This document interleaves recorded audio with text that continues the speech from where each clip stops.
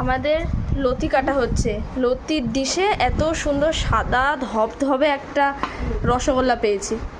একটু বেকড রসগোল্লা, মাথার দিকটা বেকড হয়ে গেছে।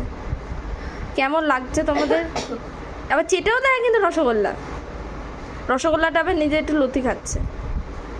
এখানে একটা রসগোল্লা আছে, এ তো ডিশে সার্ভ হয়েছে। এই যে আরেকটা রসগোল্লা, সব রসগোল্লা লতি খাচ্ছে। ছাড়িয়ে দিয়েছে, কিছুটা ছাড়িয়ে রেখে দিয়েছে এখানে, বাদ বাকিগুলো ছাড়াচ্ছে। ছোট তো, এই যে 3 ভাই মিলে সুন্দর করে কাজ করছে।